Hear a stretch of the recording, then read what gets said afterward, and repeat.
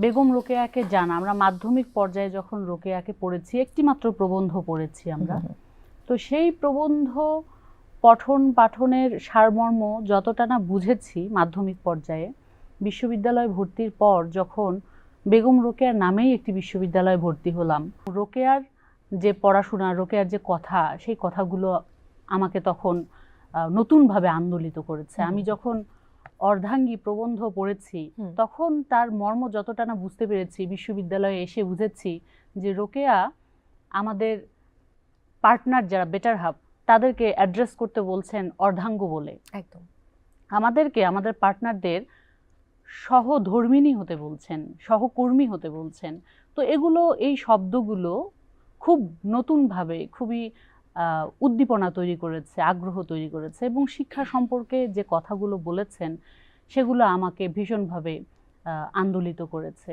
ফলে পড়াশোনা করা কিংবা শিক্ষক হবার পথে রোকেয়া অবশ্যই ভীষণভাবে আমাকে অনুপ্রাণিত করেছে, এবং আমি খুবই গর্ব অনুভব করি যে আমি বেগম রোকেয়া বিশ্ববিদ্যালয়ের একজন শিক্ষার্থী এবং পড়াশোনার শেষে আমি সেখানকার শিক্ষক হতে পেরেছি, এবং রোকেয়ার দেখানো পথেই নিজেকে গুছিয়ে নেবার চেষ্টা করছি।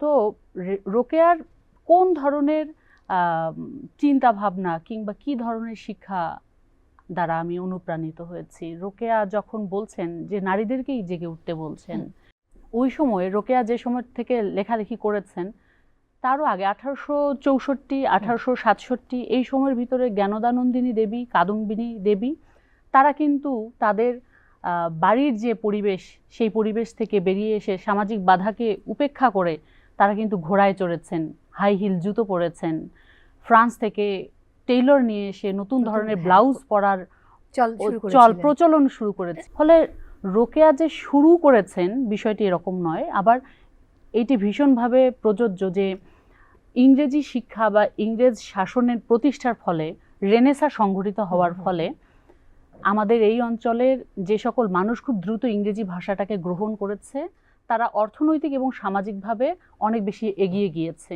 সেই জায়গায় ম্যাডাম উল্লেখ করেছেন যে মুসলমান সম্প্রদায় বা মুসলমান নারীরা কিংবা মুসলমান পুরুষেরাও অনেকখানি পিছিয়ে ছিল। সেই পিছিয়ে থাকার যন্ত্রণা অভিজাত পরিবারের মুসলিমরা অনুভব করতে পেরেছিলেন যে আমাদের পুরো কমিউনিটি বা সম্প্রদায় আমরা ইংরেজি শিক্ষা থেকে অনেক বেশি পিছিয়ে রয়েছি, ফলে আমরা চাকুরিগত জায়গায়, আমরা অর্থনৈতিক জায়গায় পিছিয়ে যাচ্ছি, বাকিদের থেকে আমরা অনেক বেশি পিছিয়ে যাচ্ছি। ফলে অভিজাত মুসলিম পরিবারের যে সন্তানেরা ইংরেজি শিক্ষা গ্রহণ করেছিলেন, নারী পুরুষ নির্বিশেষে তারা কলম ধরেছেন। তো এই ক্ষেত্রে আমি রোকেয়াকে ভীষণভাবে মনে করি যে ঈশ্বরচন্দ্র বিদ্যাসাগর কিংবা রাজা রামমোহন রায় তারা যতখানি না সাহিত্যিক, তার থেকে অনেক বেশি সমাজ সংস্কারক। তো রোকেয়ার প্রধান কর্তব্যটাই ছিল সমাজকে সংস্কার করা।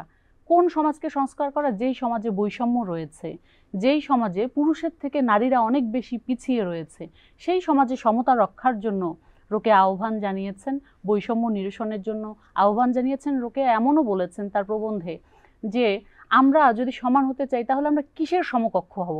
সমাজে আমাদের সামনে পুরুষ রয়েছে, আমরা পুরুষদের সমকক্ষ হতে চাই, এবং তাদের সমকক্ষ হতে গেলে আমাদের যে দক্ষতা, যে সক্ষমতা অর্জন করা দরকার, যে উপায়ে অর্জন করা দরকার, আমরা যে কোনো উপায়েই সেই সক্ষমতা অর্জন করব। ফলে এই ধরনের কথা যখন একজন কেবল উচ্চ মাধ্যমিক পাশ করা একজন কোমলমতি শিক্ষার্থীরা পড়েন এবং সেটাকে আরো গভীরভাবে উপলব্ধি করার চেষ্টা করেন, সেটি আমাকে ভীষণভাবে প্রাণিত করেছে।